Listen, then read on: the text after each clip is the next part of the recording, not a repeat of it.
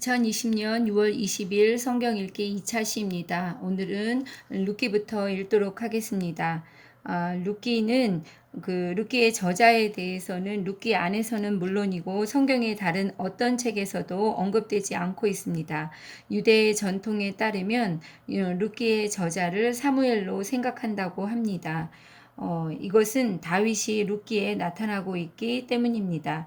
솔로몬의 이름이 족보에 포함되지 않은 것을 볼 때 룻기는 아마 다윗의 통치 기간 중에 기록되었을 것이라고 추정하고 있습니다. 사무엘은 다윗이 즉위하기 전에 이미 죽은 상태입니다. 이 룻기가 지어진 시대는 사사 시대입니다. 때문에 사회상을 룻기를 통해서 당시의 사회상을 살펴볼 수 있습니다. 룻기의 기록 연대는 다윗이 기름 부음을 받은 주전 1025년경에 직후에 기록되었다고 추정하고 있습니다. 다윗이 이스라엘 왕으로 선택된 이후에 어떤 한 시점일 것으로 추정하고 있는데 다윗이 룻의 증손자로 언급되어 있기 때문입니다.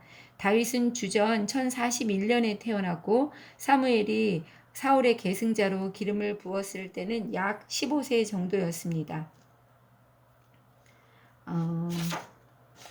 룻기의 주제는 크게 두 개로 나눌 수 있는데 두 가지인데 경건하게 남은 자, 또 진정한 믿음과 순종 이렇게 두 가지로 생각해 볼 수 있겠습니다. 룻기는 사사들이 치리하던 배교와 전쟁, 타락과 폭력, 또 도덕적 부패와 무정부 상태 시대에 하나님의 율법에 계속해서 충실했던 경건한 남은 자들을 소개하고 있습니다. 그 대표적인 인물이 룻과 보아스가 되겠습니다. 룻은 이방 여인이었고 보아스는 유대인 남자였지요. 진정한 믿음과 순종이라는 주제 하에서는 룻기는 축복으로 인도하는 진정한 믿음과 순종의 모습을 보여주고 있습니다. 진정한 믿음과 순종에는 이스라엘이나 이방인이나 상관이 없었습니다. 마태복음 1장에 나오는 그리스도 계보에 언급된 네 여인 중에 세 사람이 바로 이방인이었습니다. 세 사람은 다말, 라합, 룻 이렇게 세 사람이었지요. 이를 통해서 하나님은 모든 백성을 구원하시는 분이시라는 것을 알 수 있습니다. 하나님의 계획은 상상보다 훨씬 더 근사한 해피엔딩입니다. 그러나 그 해피엔딩은 오직 거룩한 자들에게만 주어집니다. 룻기에 나타난 예수 그리스도의 모습을 살펴보겠습니다. 룻기에서는 보아스가 바로 예수 그리스도의 모습을 가지고 있다고 하겠습니다. 룻기에는 기업물을 자가 등장하고 있습니다. 히브리어로 이것은 고엘이라는 그 말인데 룻기에서만 13번 사용되고 있습니다. 기업물을 짜는 어려운 일을 당한 가족이 공동체에서 갖고 있던 완전한 권리를 잃거나 잃어버릴 위험에 처한 경우 이 권리를 그 가족 대신 회복하거나 보존할 수 있는 특권과 의무를 지닌 자였습니다. 기업을 물을 자는 여러 가지 특별한 의무를 지니고 있었습니다. 그 의무 중에는 타인에게 팔린 가족의 기업을 되살릴 책임, 또 노예가 된 가족을 되사서 자유인으로 만들어줄 책임, 또 후손이 끊긴 가족을 위해 혈통을 이을 상속자를 제공할 책임, 또 타인에게 살해당한 가족을 위해서 복수할 책임, 그리고 기업을 위탁받아 잘 관리할 책임, 이런 책임들이 기업 물을 자에게 있었습니다. 이런 기업 물을 자의 조건은 다음과 같았습니다. 첫 번째로 혈연적으로 가까워야 합니다. 또 둘째로는 구속의 값을 치를 만한 능력이 있어야 합니다. 세 번째로는 기쁜 마음으로 대속하고자 하는 의지가 있어야 합니다. 또 네 번째로는 자신이 아무런 얽매임 없이 자유로워야 합니다. 기업 물을 자는 하나님의 언약의 약속이 위기에 처해 있는 가족에 대한 사회적 보장 수단이었습니다. 이렇게 보아스가 룻의 가족에게 기업을 물은 친족이 된 것처럼 예수 그리스도께서도 전 인류라는 가족을 위한 진정한 혈연 구속자, 기업 물을 자가 되셨습니다. 룻기는 산문체 설화로 기록되어 있습니다. 룻기에서는 플롯이 대화에 의해서 주로 전개되는 특징을 보여주고 있습니다. 총 85절 가운데 45절이 대화체로 이루어져 있다는 사실은 룻기가 매우 장면적이며 극적인 성격을 지니고 있음을 암시하고 있습니다. 룻기는 이방인들도 그 속에 은혜 안에 있다는 사실을 가르쳐 주기 위해서 기록되었습니다. 룻은 이스라엘의 적이자 멸시받는 모압 족속의 여인이었습니다. 그러나 하나님은 그녀를 자신의 가족으로 받아들이셨을 뿐만 아니라 이스라엘의 왕을 낳는데 그녀를 사용해 룻이 다윗의 증조모가 되게 하셨습니다. 하나님의 사랑이 이스라엘 민족만을 위한 것이었다고 가르치는 사람에게 룻의 삶은 뚜렷한 반증이 될 수 있습니다. 또한 하나님은 우리에게 인애를 원하신다는 사실을 알려주기 위해서 룻기를 기록해 주고 계십니다.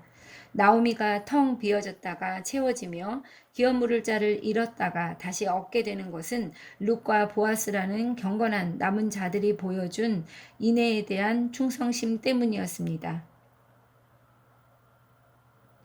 한 믿음의 공동체에서 약한 자가 곤궁에 처했을 때 강한 자가 자발적으로 보이는 충성과 사랑, 이것이 바로 인애인 것입니다.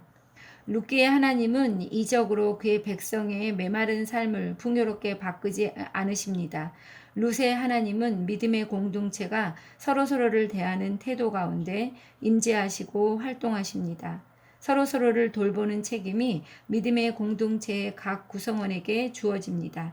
이렇게 서로 돌보는 가운데 하나님께서 그의 사역을 이루어 나가시는 것입니다. 자, 이제 룻기를 읽어보도록 하겠습니다. 1장 엘리멜렉과 그 가족의 모압 이주. 사사들이 치리하던 때에 그 땅에 흉년이 드니라. 유다 베들레헴의 한 사람이 그의 아내와 두 아들을 데리고 모압 지방에 가서 거류하였는데 그 사람의 이름은 엘리멜렉이요 그의 아내의 이름은 나오미요 그의 두 아들의 이름은 말론과 기럯이니 유다 베들레헴 에브라 사람들이더라. 그들이 모압 지방에 들어가서 거기 살더니 나오미의 남편 엘리멜렉이 죽고 나오미와 그의 두 아들이 남았으며 그들은 모압 여자 중에서 그들의 아내를 맞이하였는데 하나의 이름은 오르바요 하나의 이름은 루시더라. 그들이 거기에 거주한 지 10년쯤에 말론과 기럯 두 사람이 다 죽고 그 여인은 그 두 아들과 그의 남편의 뒤에 남았더라. 나오미와 룻이 베들레헴으로 오다. 그 여인이 모압 지방에서 여호와께서 자기 백성을 돌보시사 그들에게 양식을 주셨다 함을 듣고 이에 두 며느리와 함께 일어나 모압 지방에서 돌아오려 하여 있던 곳에서 나오고 두 며느리도 그와 함께하여 유다 땅으로 돌아오려고 길을 가다가 나오미가 두 며느리에게 이르되 너희는 각기 너희 어머니의 집으로 돌아가라. 너희가 죽은 자들과 나를 선대한 것 같이 여호와께서 너희를 선대하시기를 원하며 여호와께서 너희에게 허락하사 각기 남편의 집에서 위로를 받게 하시기를 원하노라 하고 그들에게 입맞춤에 그들이 소리를 높여 울며 나오미에게 이르되 아니니이다. 우리는 어머니와 함께 어머니의 백성에게로 돌아가겠나이다 하는지라. 나오미가 이르되 내 딸들아 돌아가라. 너희가 어찌 나와 함께 가려느냐. 내 태중에 너희의 남편들 아들들이 아직 있느냐. 내 딸들아 되돌아가라. 나는 늙었으니 남편을 두지 못할지라. 가령 내가 소망이 있다고 말한다든지 오늘 밤에 남편을 두어 아들들을 낳는다 하더라도 너희가 어찌 그들이 자라기를 기다리겠으며 어찌 남편 없이 지내겠다고 결심하겠느냐. 내 딸